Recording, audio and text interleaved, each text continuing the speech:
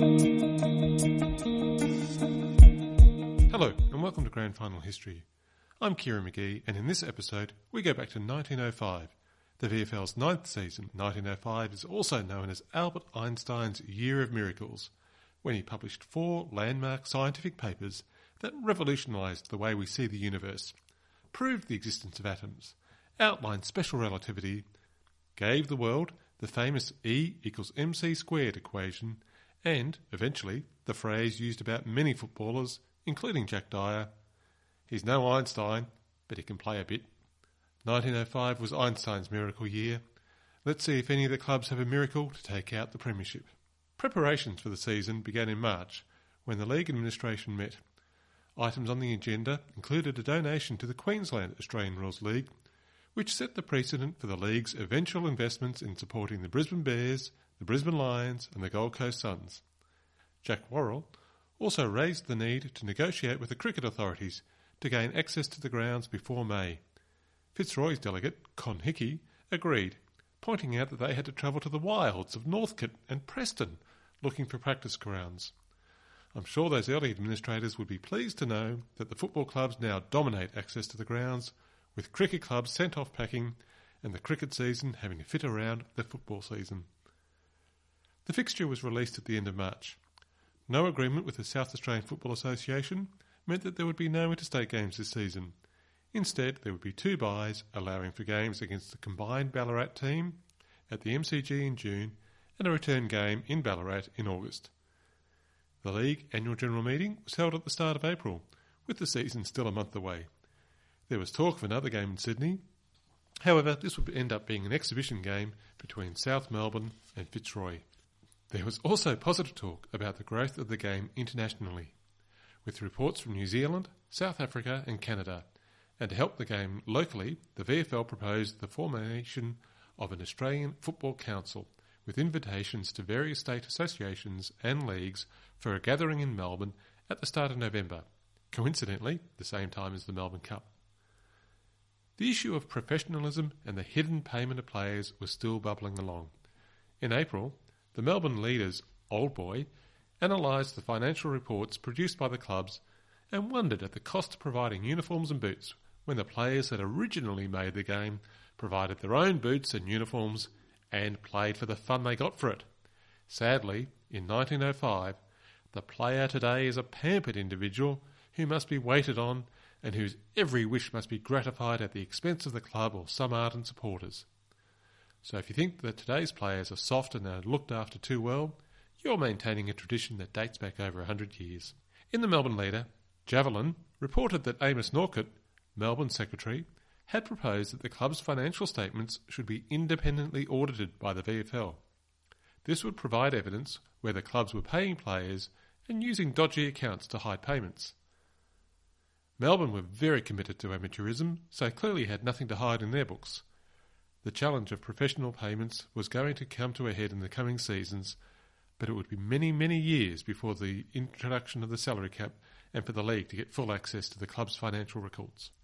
The 9th VFL season opened on the Saturday, 6th of May, 1905. Across multiple press articles, the common message was that the game was growing in popularity and improving in the quality of play, with new talent replacing the players that had retired from the previous season. Fitzroy had built a new grandstand at their Brunswick Street Oval to provide state-of-the-art facilities for spectators and players, with new change rooms and gym rooms for the club's players. In a move sure to cause confusion, the VFA team, Essendon Town, decided to rebrand themselves as Essendon, claiming to be the true club for the suburb that actually played their home games in Essendon, at Windy Hill. The VFL Essendon team would continue to play at the East Melbourne Cricket Ground near the Jollymont train station until its closure in 1921. Ironically, when Essendon moved its home games to the MCG in 1992, they were moving their home games back to the suburb where they had started in the VFL. The opening round was played on a hot and sunny day on hard grounds. The match of the day was Fitzroy versus Collingwood. The 1904 Premiership flag was unfurled in front of the players, who were shown in the photos of the event as standing around in odd groups and on the ground, rather than in some more formal presentation. It was a tough, close game between the bitter suburban rivals, and although Fitzroy were on the defensive for much of the final quarter, they held on to win by 3 points, 4 goals 10-34 to Collingwood's 3 goals 13-31. The June Prince of Wales long weekend holiday saw an innovation that would become standard over the years. Rather than force the teams to play on the Saturday and then face up again on the Monday for a 2-day turnaround, there was the first split round, with 2 games on the Saturday and 2 games on the holiday Monday. There would not be any interstate games this season. The South Australian Football Association was holding out for a better deal financially, and the VFL would not agree. So instead, the VFL would play 2 games against the combined Ballarat team.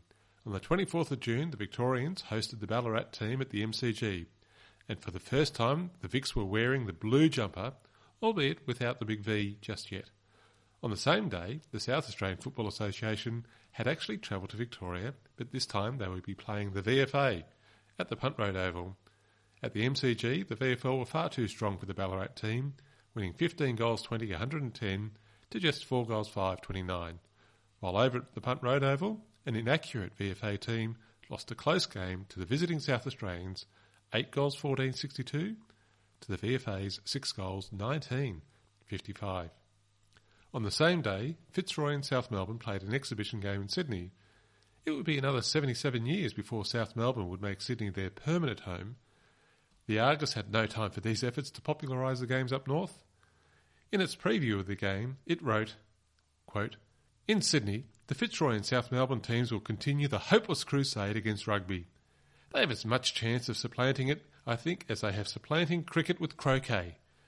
Both games are good in their way, and it is a matter of usage as to which we consider best. I have my opinion, and, leaving our game out of it, it is that the English Association is a better game by a good deal than rugby. I saw rugby played at its best in New Zealand, and witnessed the association final between Tottenham Hotspurs and Sheffield United with 65,000 people watching it at the Crystal Palace in London. And the points for pace and skill were all in favour of the so-called soccer, spelt S-O-C-K-E-R. All the same, I'd look upon New South Wales Crusade as a placement picnic, but nothing more. It would be a miracle if the Australian game were established in Sydney, a misfortune if rugby got a footing in Victoria. Despite the pessimism of the Argus, there was some positive coverage of the Sydney press for the continued experiment.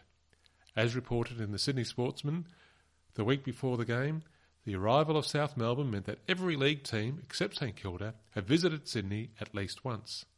There was also 2 delightful caricatures of Gerald Brosnan and Bill Windley, the respective captains of Fitzroy and South Melbourne.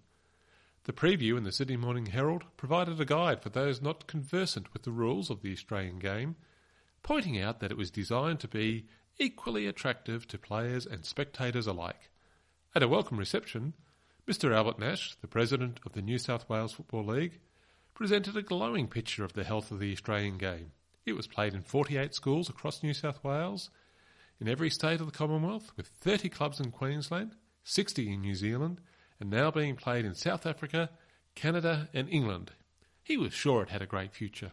On what might have been putting a positive spin on a change in direction, he said that this visit of the 2 Victorian teams was the last, as the policy now was to get a New South Wales team ready to play the Victorians. Perhaps the VFL teams were getting weary of paying their own way to Sydney every year. The triumph of the Australian game in every state, let alone internationally, could still be considered a work of progress over 100 years later. The 2 teams had played the week before at the Brunswick Street Oval, and Fitzroy had won by more than 4 goals. In Sydney, the game was much closer. Played in front of 8,000 people, far less than the 20,000 of a few years earlier, Fitzroy won the exhibition game by 7 points. The hopes of New South Wales supporters were rewarded later in the season, when a New South Wales team did travel to Melbourne to play Victoria. On the 12th of August, there was a bye, and the VFL sent 1 team up to Ballarat to play the return game against the combined Ballarat team. On this occasion, the locals were the stronger team and defeated the VFL by 20 points, 10 goals 12-72, to the VFL's 7 goals 10 behinds 52.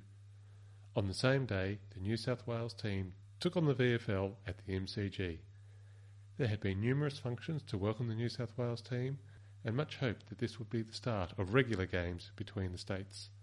In his review of the game, Observer noted that interstate games of football don't generate as much interest as regular club games, but there was some curiosity about this match, which was seen as more of an education for the New South Wales team rather than one they had a chance to really win.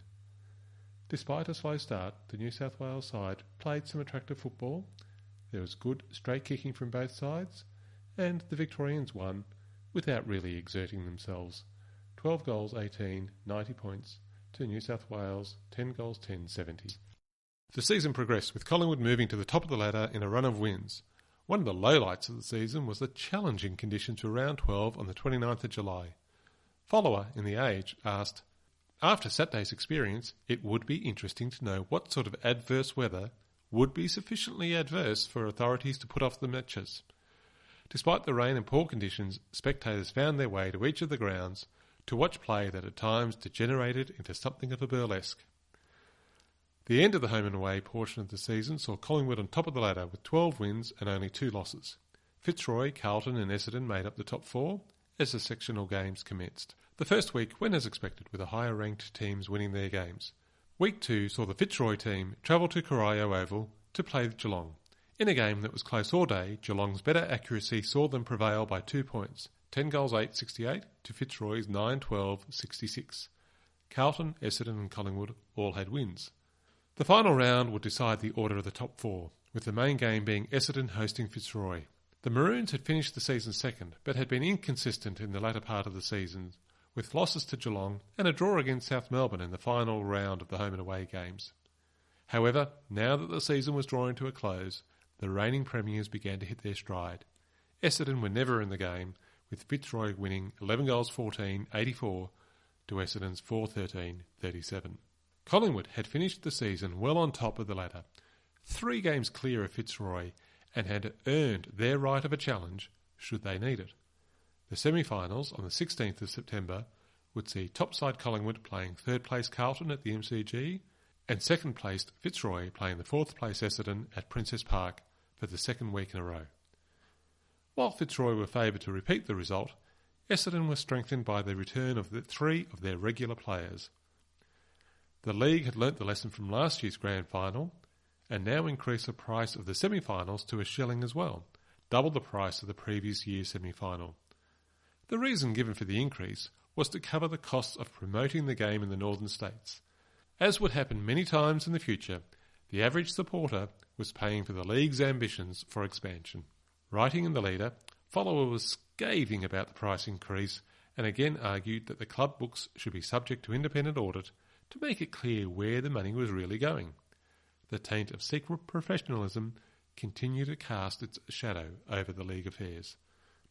Regardless of the cost, 14,000 people came to Princess Park to see if the reigning premiers would continue or whether Essendon would improve on the previous week. Gerald Brosnan called the toss correctly and the Maroons had first use of the wind, blowing to the eastern goal. Fitzroy got the first goal of the day when Percy Trotter completed a clever snap. With Trotter and Brosnan scoring goals, the game was looking distinctly one-sided by the end of the quarter, with Fitzroy on 5 goals 1-31 to Essendon 2 points only. Essendon would have been hoping to use the win to get back into the game, but their poor kicking let them down, and they could not stop Fitzroy scoring. At half-time, the score was Fitzroy 8 goals 2 to Essendon 2-8. The game began to get rougher in the third quarter, and there were instances of deliberate charging on both sides. Fitzroy's Les Sharp ended up in a hard collision with Essendon's Bill Griffiths and had to leave the ground for a while. With no substitutes or interchange, Essendon had the advantage of an extra player. However, it did not make much difference to the way the game was unfolding. At three-quarter time, Fitzroy had moved further ahead with their accurate kicking to 12 goals 4 to 4-8. The final quarter was simply a matter of playing out time to formalise the result that was already clear to everyone. Sadly for Essendon's Michael Madden, he collided with teammate Jack McKenzie just before the end of the game and broke his collarbone, a frustrating way to end the season. When the final bell rang, Fitzroy had an easy win, 12 goals 7 to 4-12, showing the crowd they were in fine form for their premiership defence. Over at the MCG, 14,000 people saw Carlton take on favourites Collingwood. It was expected to be a formality for Collingwood, but Carlton wanted to show that they were not just there to make up numbers, and it would be the Blues that dominated from the start of the game. Carlton won the toss and kicked with the wind in the first quarter. Play was tight for the first 10 minutes, but things then began to go the way of the Blues. Charlie Rowland got the first goal of the day after taking the mark in front of goal. Shortly after, George Topping kicked the ball off the ground to get their second, and then Mick Grace and Jim Flynn also picked up goals to give Carlton a healthy lead at quarter time, 4-3 to just 1 point. Collingwood supporters would have been hoping for a comeback in the second quarter with the win's assistance, but Carlton had worked out a way of busting the Magpies' famous system of fast, accurate passing to a loose player, and they could only add a couple of behinds. Ed Rowan missed an easy chance for their only goal, while at the other end of the ground, George Mally Johnson, playing his first season for Carlton, was awarded a free kick in front of goal and kicked truly. The half-time score was Carlton 5-5 to Collingwood just 3 points. The team that had dominated the season had not kicked a goal in the first 2 quarters of finals football. There was some slight improvement in the third quarter, with Collingwood adding 2 goals won, but Carlton had moved further in front by scoring 3 goals for the quarter. The three-quarter time score read 8-7 to Collingwood's 2-4. The final quarter saw more of the same, with Carlton adding 3-2 to Collingwood at least scoring a couple of goals with the wind. The final score was a convincing win for Carlton, 11-10-76 to 4-6-30. Collingwood supporters could go home safe in the knowledge that they still had the right to challenge for the premiership. Carlton had the chance to get their revenge on Fitzroy in the following week, and the league would be delighted that there would be an extra game in the season, and the crowds kept turning up, even with the increased admission price. Saturday, 23rd of September, was now effectively the preliminary final between Carlton and Fitzroy, a replay of the 1904 grand final. The winner would have to take on Collingwood in the following week. 26,000 people paid the 1 shilling price, raising £938, which was the biggest return for a football game ever held in Victoria. The VFL was the big money game of the day. Before the big game, there was a curtain raiser between the primary school champions of New South Wales and Victoria, Petersham, representing New South Wales again, and Clifton Hill for Victoria. The New South Wales boys caused an upset by winning comfortably, a good result for those looking to promote the game in New South Wales. The trip down had been paid for by the league as part of their promotion of the game in Sydney. Carlton were slight favourites, given they had thoroughly beaten ladder leader Collingwood the week before, but Fitzroy were also playing fine football, and they too had plenty of experience in winning big games in September. Carlton started the game off faster than Fitzroy, but poor kicking denied them the full advantage. They kicked 3 behinds before Fitzroy made a move forward with a goal to Joe Johnson from a snapshot. Carlton then focused the efforts, with Mick Grace picking up 2 goals against his old team, and Fred Pompey Elliott also scoring for the Blues as they looked to be taking control of the game. But the Maroons were not going to let things get away, and the momentum swung back with quick goals to Les Millis from his running shot that bounced twice before going through, and Bill Walker scoring from a free kick to close out the first quarter. The game was evenly split, with Carlton on 3-4 and Fitzroy on 3-2. The second quarter was another tight contest, but Fitzroy created some advantage with their better accuracy in front of goal. Hard bumps were frequent, but there was no viciousness in the game, just 2 determined teams playing at great pace to win. Herbert Milne and Alf Wilkinson scored goals for Fitzroy, and Charles Rowland kicked Carlton's only goal for the quarter. Mick Grace went close, but his shot hit the post. The half-time bell rang to give the players a well-earned rest, with Fitzroy sneaking ahead, 5-3, 33, to Carlton, 4-6, 30. Fitzroy came out firing at the start of the third quarter. Alf Wilkinson took a place kick from a difficult angle to get his second and Fitzroy's 6th goal. A series of quick passes down the ground resulted in Alf Wilkinson passing the ball onto Percy Trotter, who got his first goal of the day. Herbert Milne then pushed the lead out further, kicking a second goal. But Carlton were not done for yet. Their centreman, Rob McGregor, in his first season of VFL football, managed to dribble the ball through for their first goal of the quarter. This was followed with goals by Arch Snell and the big man George Mally Johnson to keep the Blues in the game at three-quarter time. Fitzroy were 2 goals up, 8-6 to 6-7. The Maroons had seemed to have got away to a winning lead, but Carlton had kept themselves in the game. The final quarter would decide who would take on Collingwood for the 1905 premiership. And the final quarter was where Fitzroy showed they were the stronger team than the Blues. Joe Johnson scored the first goal of the quarter, pushing Fitzroy further ahead. In the final quarter of the 1904 grand final, Percy Trotter had broken Carlton's heart, and in the 1905 preliminary final, he would repeat the dose with a brilliant running goal. The skipper, Gerald Brosnan, then sealed the game with the final goal of the game. Carlton were held goalless in the final quarter. They had tried hard all day, but the superior team had won the victory, 11 goals 6 to 6-9. The grand final was held on Saturday, the 30th of September. The price was the same as the year before, 1 shilling for entry and a shilling extra for the grandstand. Also in these early years, members of the competing team just had to show their membership ticket to enter the game. The field umpire would again be Ivo Krapp for his 7th and final grand final. He was the leading umpire of his generation and set the standard for umpires in the newly formed VFL.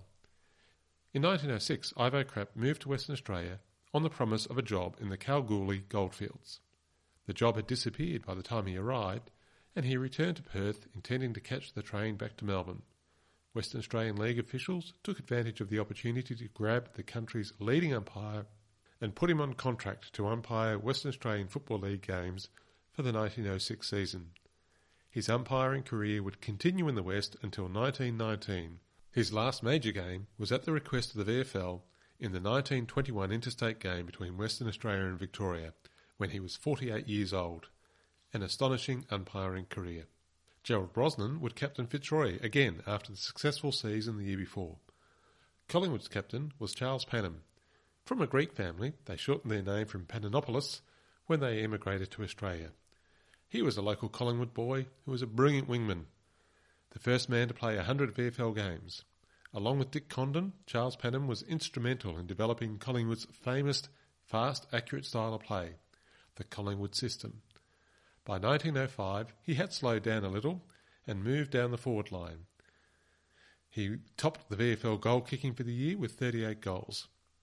He created a Collingwood dynasty with 2 sons playing for the club, and his grandsons were the famous pair of Ron and Lou Richards. Charlie may be a little bit disappointed that Ron Richards' grandson, Ed Richards, ended up playing for the Western Bulldogs, but while the AFL does have a father-son rule, there is no great-great-grandfather-son option available. The fact that the MCG is a designated ground for grand finals has created some complaints in the modern era, especially from interstate clubs that have had to travel long distances to play in Melbourne on the MCG, even if they have finished higher on the ladder than their opponent. It is not the first time that this issue has been raised. On the eve of the 1905 grand final, the Fitzroy City Press wrote, quote, "The present arrangement is a peculiar one and penalises the ground of the successful team. Fitzroy has been in the front rank for some years, and that is largely due to the excellent situation of the ground and the splendid appointments and conveniences, and their success has debarred the team from playing on the ground, penalised the members and the citizens by costing them large sums, in the aggregate, in travelling expenses. To those outside the league executive, it does appear to be a one-sided arrangement. There should be some better method." I'm sure supporters and administrators of clubs outside of Melbourne would agree with these sentiments from over 115 years ago. The Fitzroy City Press felt very confident that the Maroons would beat Collingwood, despite having to travel the distance to the MCG, as they were feeling sure that the Collingwood would have little scope for their roving system. Also on the Friday before the game, Kikero, in the Herald, had his preview of the big game, with possibly a more neutral perspective than the Fitzroy Press. Insights shared by Kikero included details of Herbert Pears, Collingwood's half-forward flanker who would be returning from the Western District, where he was shearing sheep, for the big game. He would drive 40 miles over the Western District plains to catch the morning train from Geelong to make it to the MCG on time. In other changes to the team, the selectors, looking at the wet conditions, went for bulk rather than for speed, and brought back Matthew Fell, John Insall, and veteran fullback and former captain Bill Proudfoot, despite the fact that neither of these men had been regular players during the season. 4 changes before the grand final would seem to be a brave move in any era, but it was felt warranted given the expected poor playing conditions. The players met on Thursday night and were addressed by committee members and leading players Panham and Dick Condon. Each player then criticised the other style of play, pointing out weak spots and suggesting improvements, but everyone accepted the criticism in the proper spirit. Fitzroy took a different strategy. They kept the same team that had dismissed Carlton from the race. Special trains had been arranged from Bendigo, Ballarat and Geelong to bring supporters into the big game. The VFL final had the attention of football supporters in both the city and the country. On Saturday there was more rain in the morning, and concern that the harsh conditions that had endured for the season would impact the grand final too. It had been a wet and cold winter, but fortunately the morning rain moved on and the sun even came out to help improve the ground. It was in a springy condition and a fine contest was anticipated. The teams had played each other twice during the season for one win each. Despite the morning's rain, the crowd built up to 30,000 people playing over £1,000, a record for the league. The first scoring shot was by the experienced Fred Fontaine, but his kick went astray without registering. And after 10 minutes of play, the Fitzroy skipper Gerald Brosnan had a snap and got the first point on the board. It was going to be a tough first quarter. Fitzroy were doing their best to attack, but Collingwood were solid in defence. Their star defender, Alf Dummett, repelling many forward pushes. Fitzroy had manned up on each of the Collingwood players, which limited the Magpies' ability to employ their famous short passing system. When it was Collingwood's turn to drive forward, Robert Nash was awarded a free kick in front of goals, but he could only score a behind. As the quarter drew to a close, Fitzroy's Fred Fontaine had another shot, but again it was a behind. Just before the first quarter, Collingwood was dealt a blow when their champion rover, Dick Condon, injured his knee and took very little part in the remainder of the game. With no interchange or substitutes in the era, Collingwood were effectively down to 17 men. Their famed system was going to suffer with one less player, especially when that player was Dick Condon, one of the inventors of the system of fast passes. The quarter-time scores were Fitzroy, no goals, 3 behinds, to Collingwood's 1 behind. In his quarter-time address, Gerald Brosnan told the players they were crowding their forward line too much. The second quarter saw Collingwood move forward first via former Fitzroy player Ed Druin to Robert Strawn, then to a limping Dick Condon. Deep in the Collingwood forward line, Fitzroy's Bill Walker tackled Collingwood's captain Charles Panham, giving away a free kick. Panham's shot at goal went astray, another behind to the score. Despite the low scores, it was a fast-moving game with plenty of vigour. After moves up and down the ground, the Magpies had the ball in their forward line. Collingwood's John Insull passed the ball low and hard to Ed Druin, who marked and took a set shot, but again only scored another behind. The scores were now level, 3 behinds each, well into the second quarter of the grand final. Fitzroy's fullback, Jeff Moriarty, kicked out the ball, but it was intercepted by Collingwood's centre-half forward, Bob Nash, taking a good mark. This time the ball sailed through the big sticks, and the Collingwood had the first goal for the game. The Magpie supporters' cheers deafened the crowd. The pressure was building on Fitzroy. Collingwood with the breeze were just 1 goal in front, but the Maroons had been defending for most of the quarter. With the ball in the middle part of the ground, Fred Fontaine did some clever work to get the ball into Fitzroy's forward line, but Percy Trotter dropped it in front.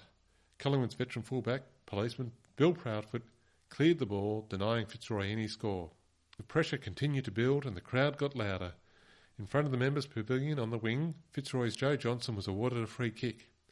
He booted the ball into the forward line, where Les Millis picked up the ball and kicked Fitzroy's first goal. The bell sounded for half-time with the scores level, 1 goal, 3 behinds each. The 2 top teams from the 1905 season had played half of the grand final, and there was nothing separating the 2 teams. The discussion at half-time favoured Collingwood. Fitzroy had not helped their chances by playing the wrong side of the ground that made defence easier, with the wind trapping the ball against the boundary. As the players returned to the ground, Collingwood's handicap with the injured Dick Condon was balanced out by Fitzroy's staunch defender and high marker, James Sharp, nearly as lame as Condon. James Sharp would actually have a 10-year career with Fitzroy before switching to rivals Collingwood, where he played another 3 seasons. He then became an effective administrator for the club and eventually becoming Collingwood's president. One of the more bizarre incidents of VFL football occurred in 1917, where Collingwood had travelled down to Geelong and was somehow a player short. Sharp agreed to take the field, but sadly injured his knee in the opening minutes of the game and had to leave the field. However, he has the unique honour of being the only VFL club president to play a game while in office, something that not even Eddie Maguire could achieve. But that was still a long way in the future at half-time in 1905, and there was a grand final to be won between the 2 teams. Collingwood moved forward first after the bounce to restart the game. The defence of both teams were maintaining the ascendancy, and the ball just moved back and forth. There were a couple of long shots to no effect. Herbert Milne moved the ball to young Percy Trotter, who then scored Fitzroy's second goal to give them a 6-point lead. And then Fitzroy's Titch Bales got the ball to Fred Fontaine, who marked cleanly. In a remarkable piece of play, Fontaine lined up for a shot at goal, but kicked the ball straight into Arthur Leach, who was standing on the mark. However, Fred Fontaine managed to rush forward, pick up the ball and have a second shot, but sadly it went astray and just 1 point was added to the score. Collingwood pushed the ball into their forward line and Bob Nash had a shot on the run, but again there was another point to the Magpies' score. It took Fitzroy's Gerald Brosnan to break the runner behinds. He snapped a goal to put the Maroons 14 points up, looking like a significant lead in a low-scoring game. Some fast play and clever passing from the centre bounce by the Maroons' Fontaine to Millis to Gilbert Barker, who brought the Fitzroy supporters to the feet with a goal that set the lead to 20 points. But Collingwood were not done yet. Herbert Pears, the man who had left the sheep shearing in the Western District and driven 40 miles in a buggy to catch the morning train at Geelong, took a strong mark and his place kick went straight through the middle. The bell went to finish the quarter and Fitzroy were in front, 4 goals 6 30 points to Collingwood's 2 goals 4 16. Fitzroy did have the advantage, but the game would still be decided in the last quarter. The last quarter was a willing affair, with a few fights breaking out around the ground, and the bulletin reported that a police constable had to threaten arrest to break up one scuffle. Collingwood had the breeze, but as they attempted to score the 15 points they needed to win the game, Fitzroy kept making repeated efforts to keep the ball on the grandstand wing, where the prevailing wind pushed the ball into the boundary and made it difficult to get the ball into position for a scoring shot. It was not pretty football, but as far as Fitzroy supporters were concerned, it was effective. Fitzroy were displaying the better stamina, even though the Collingwood had had the benefit of a week's rest. Collingwood had their best chance when Ed Rowan was awarded a free kick, but he was only able to score 1 point. Well before flooding became part of the football jargon, the concept was on display as Fitzroy focused on defending a lead rather than scoring. As noted by Markwell in the Australasian, nearly every man was on the ball and the proverbial pocket handkerchief would have covered the lot. The bell to finish the game finally rang. Fitzroy had not scored and Collingwood had achieved only 1 point. The play had not been brilliant, but the result was what the Maroons wanted. They were premiers for the second year in a row, cementing their status as the leading team in the early VFL era. In the 9 years of the competition, they had played in 6 grand finals for 4 premierships, a record that compares to any of the dominant teams in later eras. Gerald Brosnan, the Fitzroy skipper, pronounced himself satisfied after the game. Interviewed by the Herald on the Monday following the big match, he felt the second quarter was their best effort, even though they scored more in the third. He also noted that the loss of Condon early in the game due to his strained knee had a severe impact on Collingwood, and his talent and skill would have helped move the ball away from the dead wing and into the centre of the ground to help attacks on the goals. But it should not be forgotten that the Maroons had lost Jim Sharp to injury as well. Charlie Panham was obviously a disappointed man. He identified the loss of Condon as a critical element to the outcome of the day. Condon could only walk with the aid of a stick after the game, which indicates how limited his movement was after quarter time. But the skipper Panham was also able to reflect that they were a good second, with the philosophy of a true sportsman. Con Hickey, the Fitzroy secretary, thought the win was based on youth against old men. He pointed out that Collingwood had men who had been playing for 10, 12 or 13 years. The dash of the 10 minutes before half-time, where Fitzroy opened the game up, showed the benefit of youth. They just had more energy than their opponents. There was an unusual post-season game this year where Collingwood took on VFA premiers Richmond 2 weeks after their respective grand finals. The occasion was a charity match at Victoria Park. The funds raised were for the Epileptic Colony Fund. The Woods won by 10 points after Richmond had a comeback in the last quarter. It was a taster for Richmond of the VFL level, as they were going to switch competitions in a couple of years. Fitzroy had their win celebrated at a concert with the Mayor and other dignitaries, congratulating the local team on their triumph amidst a program of 22 dances with excellent music. And to show how little things have changed over the years, there was a report in the Ovens and Murray Advertiser with a regular update on the happenings in Melbourne. After the grand final, it noted, "It is amusing to note the pride with which each member of the Fitzroy team, which has just won the league premiership of 1905, is wearing his maroon and blue cap ornamented with its premiership badge. There is far more attention paid in Melbourne to a champion athlete than there is to many public men who have done the state much service. Over 100 years on, and we Melburnians are still paying more attention to sporting heroes than perhaps other more deserving contributors to society.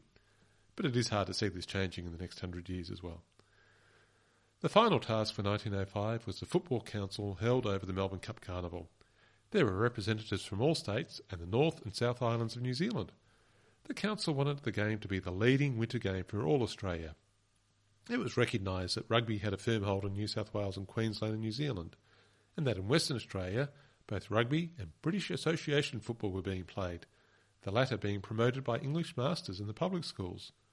It was decided that each league should set aside a proportion of their funds for propaganda work, such as the VFL had done in promoting the game in Sydney schools and hosting Sydney school teams twice so far.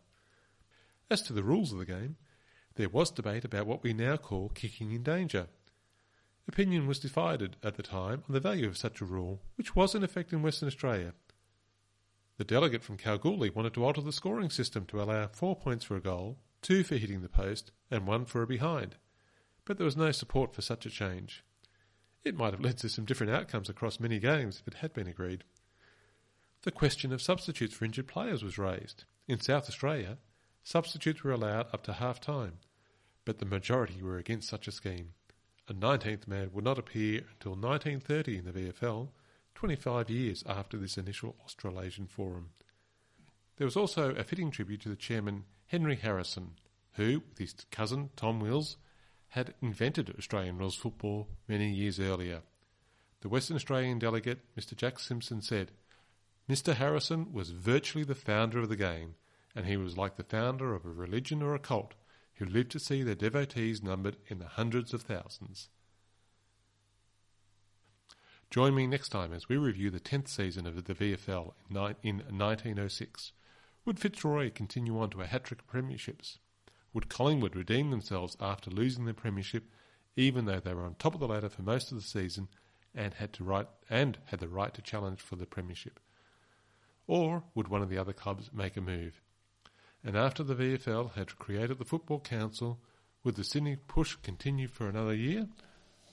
If you've enjoyed this podcast, please leave reviews wherever you get your podcasts from. It will help others to find it. If you have any questions or want to leave feedback, please email me at info@grandfinalhistory.com.au and check out the grandfinalhistory.com.au website or our Facebook page and Twitter accounts. Thanks, and I hope you join me next time.